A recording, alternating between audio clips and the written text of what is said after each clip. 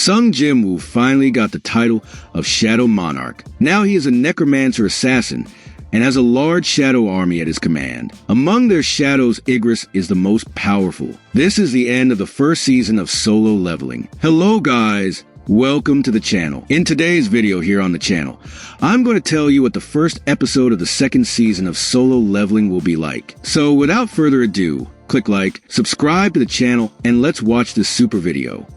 Upon completing this mission and awakening his new powers, Jin Woo leaves the dungeon portal. The next day, he wakes up in his house with his cell phone ringing. The caller was his younger sister. She was furious. Jin Woo forgot that he has to attend his school. It was already 2 o'clock in the afternoon, and Jin Woo had to be at school at 5 o'clock. Jin Woo then quickly starts to get ready. Before going to school, he must stop by the bank to update his cards. The attendant is surprised to learn that Jin Woo has more than 1,400,000,000 won in his bank account. After that, Sung goes to his sister's school. When they meet, his sister finds the way he appears there strange, with his hair combed and formal clothes. He didn't even look like his brother. All the students at school are enchanted by Jin Woo. After all, now his body is athletic. His posture is confident. Sung really became someone beautiful. His sister is happy that Sung is so popular. She asks if he was with a girlfriend the night before, since he stayed out late. Little does she know that Jin Woo was completing his training and gaining the power to resurrect the shadow of the dead. Sung then meets with his sister's teacher. She says that Gina is a good student and wants to go into medicine. However, Jin Woo alerts him that a girl at school has awakened as a hunter and now doesn't even attend classes. Jin Woo says that even if his sister wakes up, he wouldn't want her to work as a hunter. He asks the teacher what ranking the hunter student received. The woman says it was a low rank. She reveals that Gina is a friend of the student and asks Sung to talk to her. His name is Han Song-ai.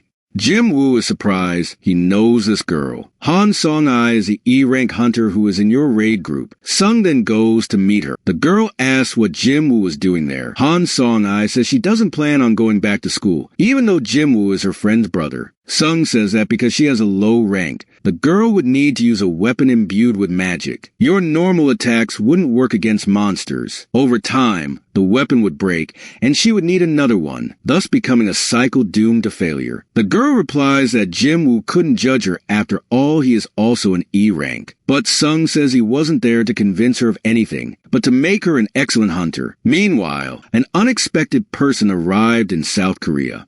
This is the S-rank hunter Hwang Dong-soo, Dong-suk's brother who tried to murder Sung Jin Woo and Jin-ho inside the dungeon. As we know, Dong-suk and his group of hunters were completely exterminated by Jin Woo, but now his younger brother, Hwang Dong-soo, is in Korea looking for Sung Jin Woo. The person who appears to accompany him is Hunter Woo Jin-chul, who is part of the Korean Hunters Monitoring Division. Dong-soo asks if Jin-chul still works as Old Man Go-Gunhee's right-hand man and says, "If I were in your place, I would have ripped off his left arm and then taken control of everything." Woo Jin-chul doesn't listen to the S-rank hunter's words and just asks how long he intends to stay in the country. Dong-soo says he doesn't plan to stay long and would just take care of some business. Jin-chul asks if the business of a man who left his homeland for the United States involved E-rank hunter Sung Jin Woo and D-rank hunter Yu Jin-ho. Dong-soo is furious and asks if the hunter from the Meridimento division would stop him. His eyes exuded a blood red, but Jin-chul just says he was doing his job. The power that Dong-soo exuded changed the entire environment. The people around them felt heavy and short of breath. Such was the density of an S-class hunter's power. He takes Woo Jin-chul's shoulder and makes a proposal. "Do I like you? Come to the Scavengers Guild. We can treat you better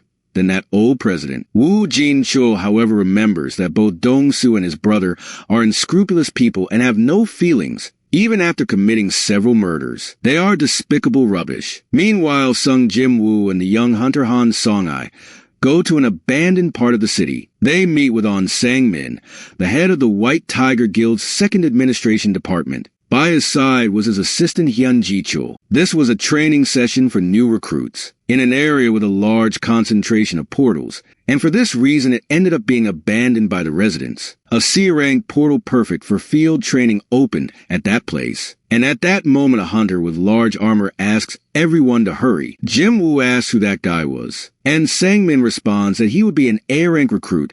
His name is Kim Chul. The group for this raid is made up of 1A rank, 7B ranks, and 4 C ranks. A total of 12 people. This would be more than enough for a rank C portal, and as they are new recruits they will gain experience in dungeons. Han Song-ai was excited to enter, but Sung Jim wanted her to realize the difference in her powers compared to others. Jin Woo and Song-ai enter the portal, but at that same moment the blue C-rank portal ends up becoming a red portal. Sung Jim, who realizing the size of the danger, still manages to shout for Chief On to call the main attack force immediately. That was an extremely dangerous portal. People who entered can no longer leave, and tremendously on Sangmin says that this is not a problem that is capable of being solved by the main attacking force. He then calls the guild boss and reports the appearance of the red portal. This is the White Tiger Guild Master.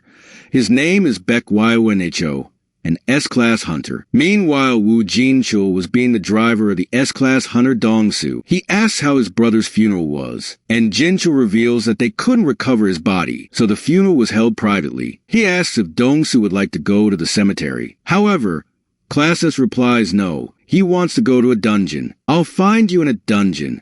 Disgusting hunters are definitely found in this place. Jin-chul asks how he plans to find Sung and his friend, since there are countless portals in Korea. Dong-su then takes out his cell phone and says it's not a problem. He has access to an app that informs hunters that they are in dungeons, and Sung Jim would just entered one. The rules of this world in dungeons are different. Whether I bury him or not is none of your business. Woo Jin-chul. Meanwhile, we see that the place where Sung and the others were sent was something else entirely. It was a kind of forest covered in snow. All the beginner hunters were scared. It didn't look like a dungeon. Sung doesn't feel anything suspicious, but that portal simply transported them to that world. Han Song-ai asks if something is wrong, and suddenly 2 ice arrows are fired. Sung manages to grab one of them at the last moment, thus saving Han's life. However, the other arrow hits one of the beginner hunters. The others then realize that the attacks are coming from the trees. Those were ice elves, also known as Hyaki, monsters that hunt the hunters. Jin Woo couldn't feel them, as they were far from his reach. And meanwhile in the human world, Baek arrives at the red portal. However, that portal was sealed. It was impossible to enter. Red portals generally only appear on high-rank portals. However, that portal was at least rank B or A. But if you're not lucky, it could be something even worse. Baek asks how many members entered the portal. There were a total of 12 people. He asks how many had high rank, and on Sangmin replies that he had 1A rank and 7B rank. Baek then responds that if that portal is of rank B, they would need at least 3 rank A hunters. But if the portal is of rank A, they would need at least 1 rank S hunter and 10 rank A hunters. Therefore, if this portal is of a rank, everyone who entered must be considered dead. And if they're lucky, maybe 3 or 2 hunters will return alive. At that moment, Sangmin then reveals that there are 2 more people who are there. They are not from the White Tiger Guild. One of them being a hunter who has attracted a lot of attention recently. Baek is surprised and asks if this hunter was A or B rank. Sangmin says no. Baek is then surprised. Would he be an S rank hunter? But Sangmin responds that this hunter is of E rank. Meanwhile, in the Frozen World dungeon, we see Jin Woo holding the ice arrow. He says the enemy's eyes are sharp. They plan to finish off the weakest hunters in the group first. If it were 2 months ago, this arrow would be in my direction.